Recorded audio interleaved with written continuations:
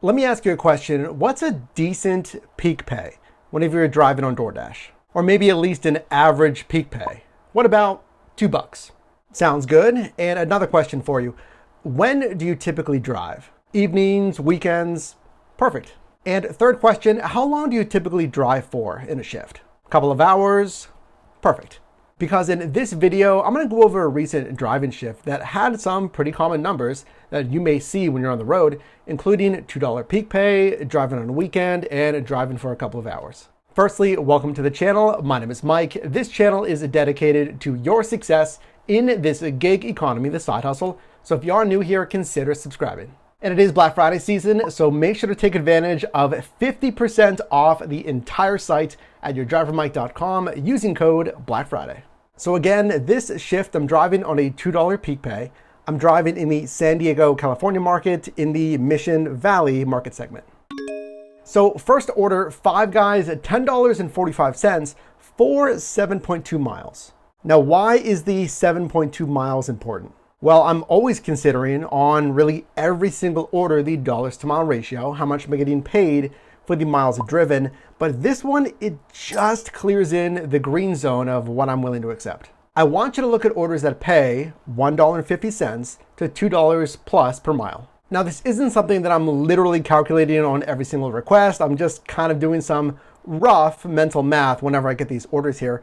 And I also want you to consider positioning. Okay, where is this order finishing and how easy is it going to be to get another order after I finish this one? Now, yes, this one is taking us a good amount east, really to the corner of the entire market segment.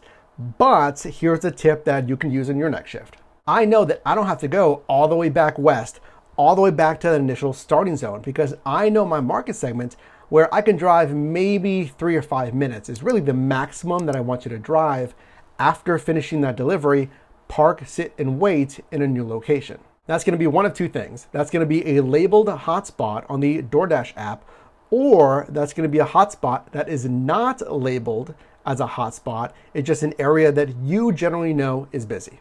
One more point about why I accepted this one and why you may want to accept similar orders here. Now, I mentioned this was taking me to really the corner of the market segment, but it was still in the market segment. So I could still pretty easily get orders as long as I remember, sit, park, and wait in a busy zone. Versus if this 7.2 miles, let's say, took me straight north. Now that would have really immediately taken me out of my market segment. So really the best practice, unless you end the dash and start a new dash in that new zone, otherwise you're gonna have to drive back.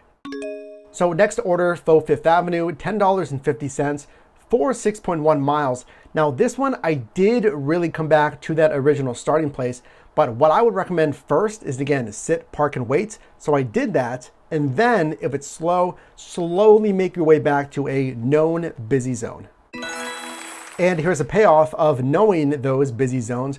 We get a stacked order. That's always a great confirmation that yes, you're sitting in a good area. So I would actually make note of any plazas, any areas that give you more stacked orders than other areas. This one, Lemonade Restaurant, $7 for a very good dollars to mile ratio, just 1.5 miles. Now, I also want to show you this order to give you an example of what not to take. Now, this is Colima's Mexican food. It's $11.25 for 8.6 miles. Now, there should be 2 red flags here. So number one, as always, let's look at the dollars to mile ratio. That's really red flag number one. I would like to get a little bit more pay here for the miles. Now, number two, look where it's taking me. Now, you may not be familiar with the San Diego marketplace, but this is taking me outside of my Mission Valley market segment. So again, if you get an order that pulls you outside of the market segment, you have really 2 options. Again, it's number one, you can end your current dash in the original zone because you're in a new zone and you'll go online in that new zone, or you'll have to drive back. And here's a great example why it's so important to pick the right orders. This is what's going to maximize your income because I declined that one and then got this one. It's the same restaurant, it's Colima's Mexican food, this time for $8 for half of that in miles, 4.1 miles. Well, there we go in the miles. We're basically getting that $2 per mile that we're looking for. And then number two, that positioning, it's keeping us in that market segment, which is so ideal. That's gonna set us up for another order. Now here's a stacked order, but this one is tricky. So this is kind of like quiz time. So again, a stacked order, it's going to be 2 assignments for 1 driver for you, right? Now, it's nice, it's from the same restaurant, but I actually declined this one. Why? This is where your market expertise is going to come into play. This restaurant, Kalima's Mexican Food, it's known for taking a good amount of time to get the food out. So they get a lot of orders, and consider this.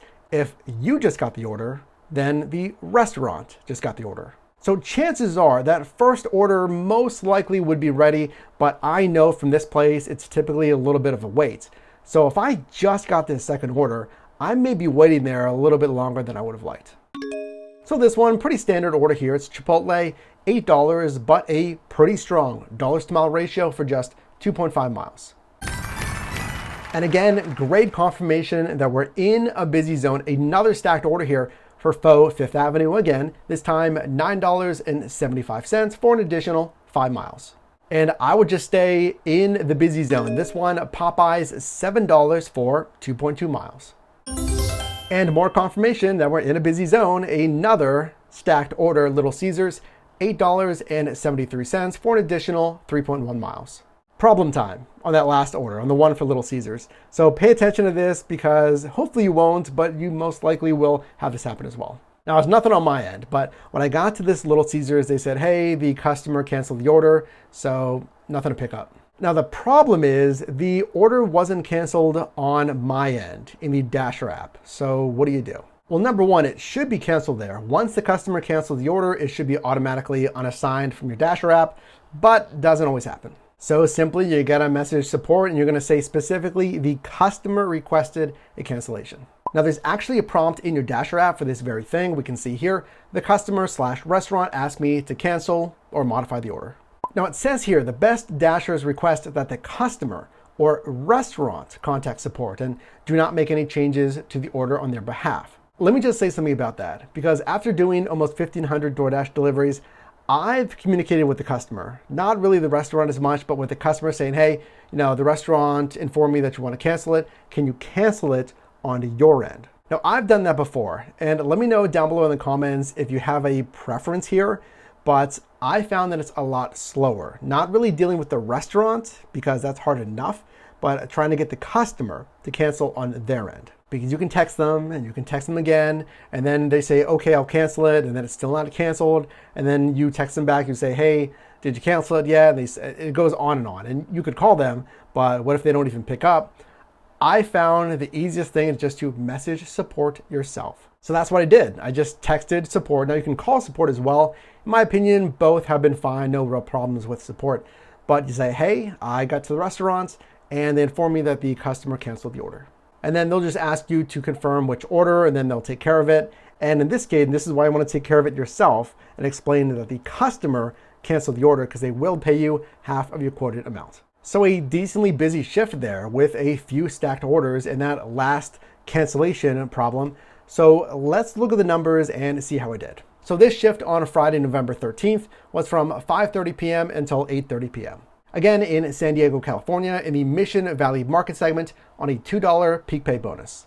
Total gross revenue was $63.50, which equals a gross revenue per hour of $21.17. During this time, I completed 7 deliveries, did receive 7 tips with an average tip of $4. Total business miles here, 35, with a total per mile payout of $181 per mile. And again, that's in our green zone. We want you to be at $150 to $2 plus per mile.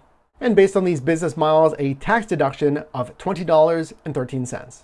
So if you got value in this video, definitely drop me a like. And you can also click or tap the screen here for my most recent video, as well as a video recommended for you. And I'll see you in the next one.